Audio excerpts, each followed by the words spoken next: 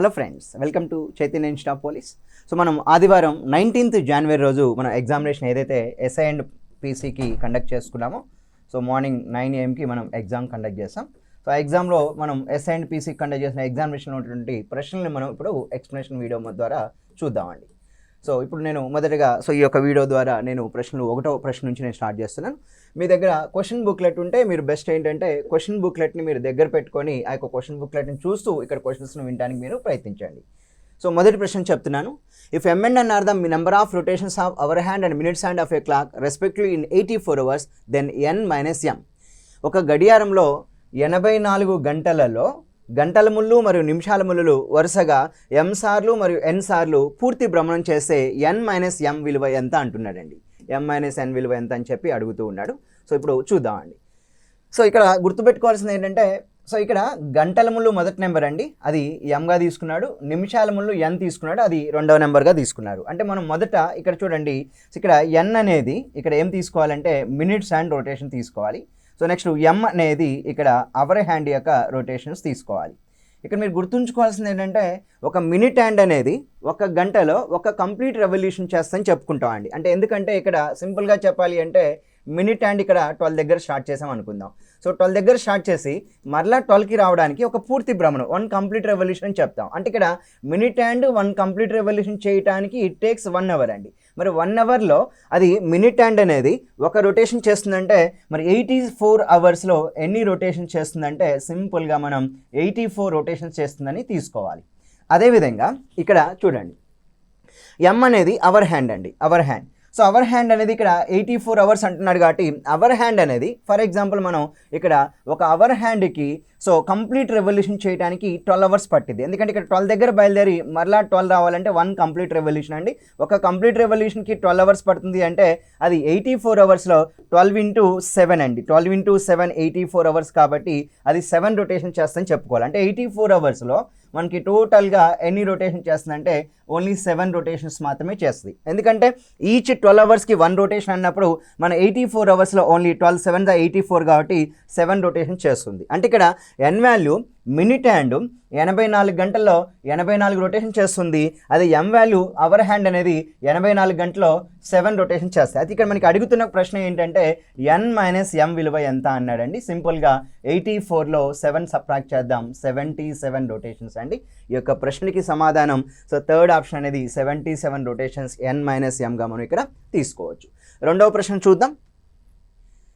After 2077, the next immediate calendar year which will be same as 2077 is 2077 సంవత్సరం లాగా యథాతథంగా ఉండే క్యాలెండర్ సంవత్సరం 2077 సంవత్సరం తర్వాత వెంటనే వచ్చే సంవత్సరం ఏది అంటున్నాడు. అంటే ఇక్కడ మనకి అడుగుతుంది ఏంటంటే ఈక్వలెంట్ క్యాలెండర్ ఇయర్ అడుగుతున్నాడు. 2077తో సో 2077తో ఈక్వలెంట్ క్యాలెండర్ ఇయర్ ఏమి అవుతుందని చెప్పి అడిగాడు. ఇక్కడ ఆప్షన్స్ వచ్చి 2078, 2080, 2082, 2083 ఇచ్చాడండి.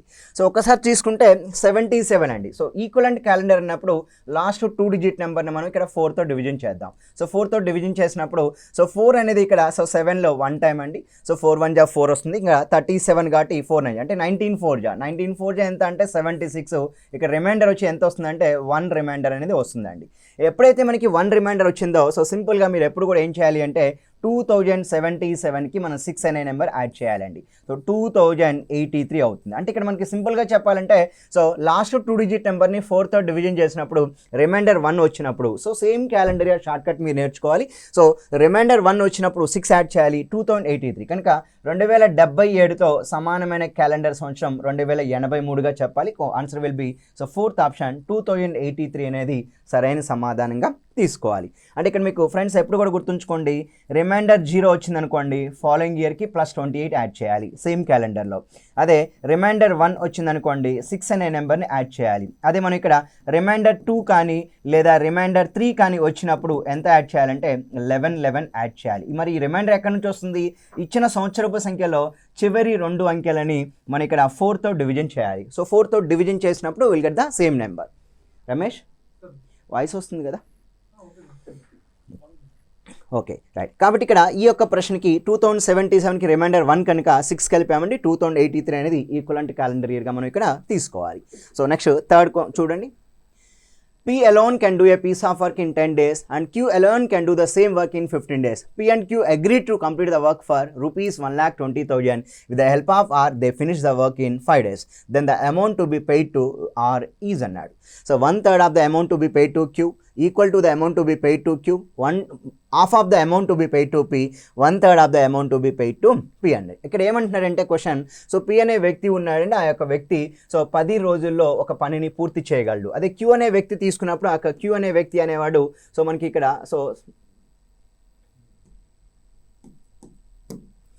సో Q అనే వ్యక్తి అదే పని 15 రోజుల్లో పూర్తి చేస్తారంట. అయితే P అండ్ Q కలిసి agree to complete the work for so 1,20,000 1,20,000కి అగ్రిమెంట్ చేసుకున్నారండి. అయితే with the help of R they finish the work in 5 days. అంటే ఇక్కడ ఏమంటున్నారంటే సో P అనే వ్యక్తి ఎవరైతే ఉన్నాడో ఆ P అనే వ్యక్తి సో ఒక పనిని పూర్తి చేయడానికి ఎన్ని డేస్ పడుతుంది అంటే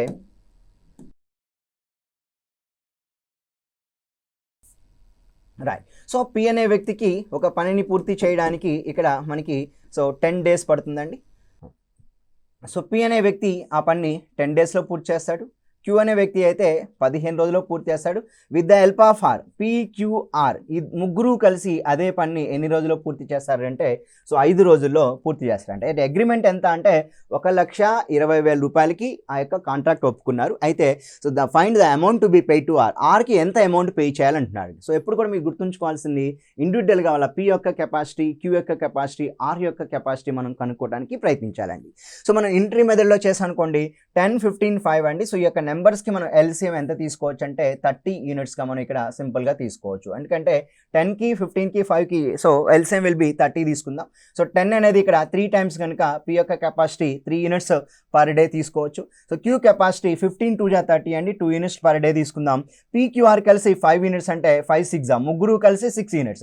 అంటే మనం ఇప్పుడు ఇండివిజువల్గా ముగ్గురు యొక్క ఇండివిజువల్ కెపాసిటీస్ మనం కనుక్కోవడానికి ప్రయత్నించాలండి. సో ఇక్కడ P యొక్క కెపాసిటీ ఎంత అంటే 3 units పర్ డే, Q యొక్క కెపాసిటీ ఎంత అంటే 2 units per day. So PQR ముగ్గురు కలిసి 6 అన్నప్పుడు 3 + 2 5 కనుక R యొక్క కెపాసిటీ ఎంత అంటే 1 unit పర్ డే అండి. అంటే వాళ్ళ ఇండివిజువల్ కెపాసిటీస్ అనేది మనం ఇక్కడ కనుక్కోవడానికి ప్రయత్నించాం. సో వాళ్ళ ఇండివిజువల్ కెపాసిటీస్ ఏమవుద్దంటే P capacity 3 units per day, Q capacity 2 units per day, R capacity 1 unit per day. అది ఇక్కడ amount to be paid to R అంటున్నారు. సో ఒక R యొక్క కెపాసిటీ 1 అండి, టోటల్ ఎంత అంటే 6. అంటే అవుట్ ఆఫ్ 6 partsలో Rకి 1 part రావాలి కనుక సో 1/6 × 1,20,000 రూపీస్ అండి. ఓకేనా.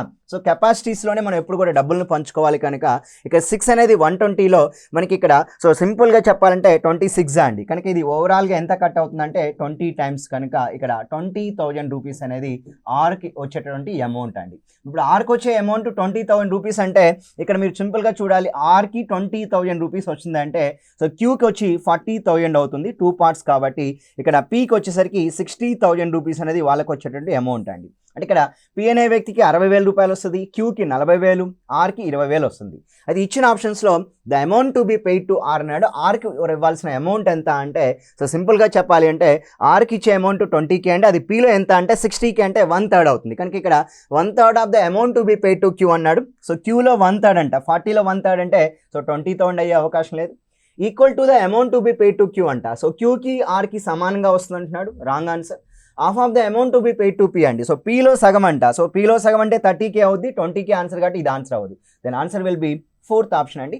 1/3 of the amount to be paid to P అండి. సో అంటే Pకి ఇచ్చే దాంట్లో సో ఎంత అమౌంట్ అంటే 1/3 అంటున్నాడు. ఎందుకంటే Pకి 60,000 వస్తుంది, 60,000ని by 3 చేసాం అనుకోండి 20,000 అనేది మనం ఆర్కి ఇచ్చేటువంటి అమౌంట్.